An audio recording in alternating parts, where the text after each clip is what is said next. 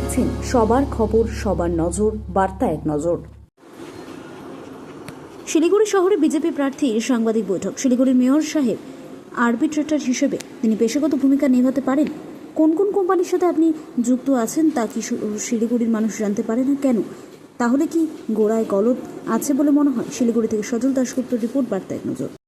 Mayor সাহেব একটি সাংবাদিক সম্মেলন করেছেন এবং তার আয়ের উৎস হিসাবে তিনি নিজেকে আরবিট্রেটর হিসাবে চিহ্নিত করেছেন। তার আগে বলেছেন অর্বাচীন। তো স্বাভাবিকভাবেই অর্বাচীনের প্রশ্নের উত্তর দিতে হবে না।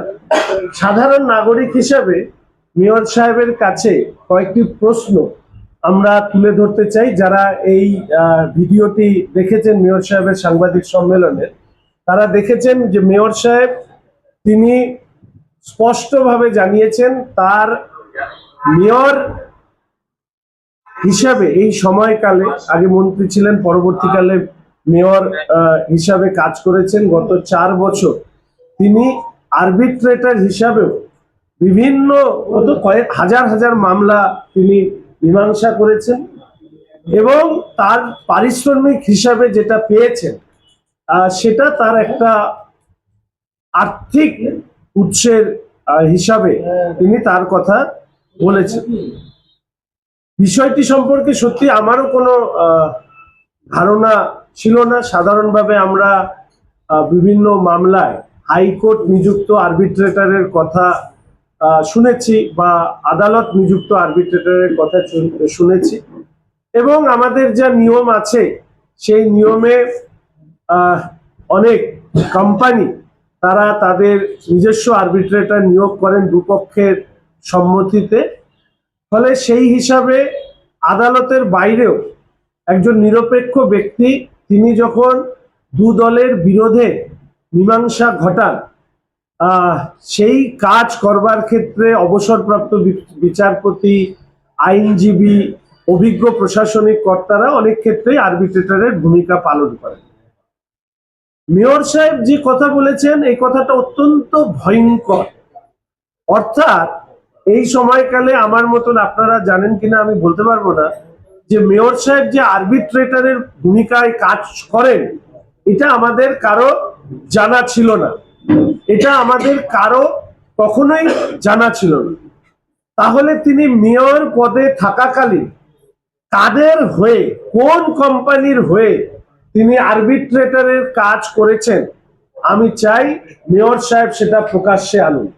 এবং তিনি যেহেতু মেয়র, অ্যাডমিনিস্ট্রেটর, মন্ত্রী হিসাবে ছিলেন, ফলে প্রশাসনিক ক্ষমতায় বসে থাকা একজন ব্যক্তি আরবিট্রেটরের হিসাবে কাজ করতে গিয়ে যাদের হয়ে কাজ করেছেন তাদেরকে তার প্রশাসনিক পদে থাকার কারণে তারা কি কোনো বিশেষ সুযোগ সুবিধা পেয়েছে, বা এই কাজ করতে গিয়ে যাদের হয়ে কাজ করছেন তার বিপরীত পক্ষের উপরে তার প্রশাসনিক যে পদ, সেই পদ কি কোনোভাবে প্রত্যক্ষ বা পরোক্ষভাবে চাপ সৃষ্টি করেছে কিনা, এই বিষয়টি এবার সামনে আসা উচিত।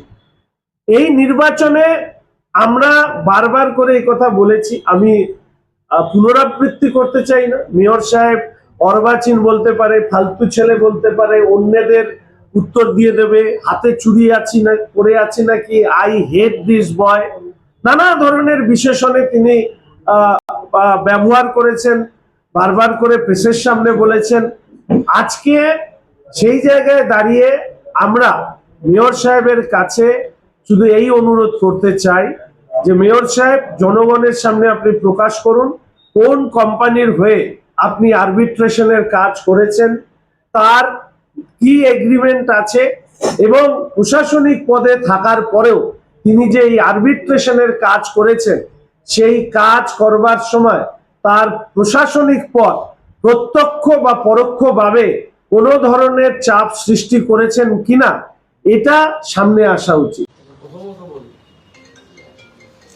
যে আইনজীবী হিসাবে কোর্টে দেখা যায় না, মানে কেউ আইনজীবী পেশার সাথে যুক্ত নেই। এটা যে আমি কি বলবো, আমি ওই ভাষাটাই এসে কটা অর্বাচীনের মন্তব্য কতটা এর পরিধি কোন জায়গাটায় সেটাকে ওই লিগাল অ্যাডভাইস দেওয়া যায়। আর একটা বড় কথা, আরবিট্রেশন বলে একটা বিষয় আছে।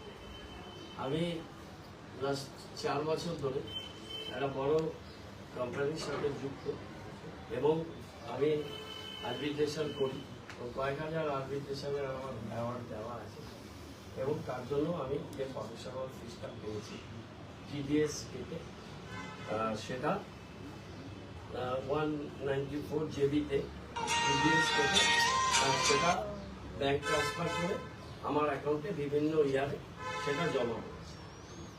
This is first clarification of professional income. দ্বিতীয়ত, আমি 10 বছর বিধায়ক ছিলাম এবং মন্ত্রী হিসাবে আমি যেটা আয় করেছি সেটা গভর্নমেন্টের ব্যাংকে গেছে, সেটা সেই আয় আমার বাড়ি ভাড়া আছে, আমার যে বাড়িগুলো আছে, পৈতৃক বাড়ি আছে, নিজের অর্জিত সম্পদ থেকে আছে বাড়ি, সে বাড়িগুলো ভাড়া, আমার কিছু ফিক্সড ডিপোজিট আছে,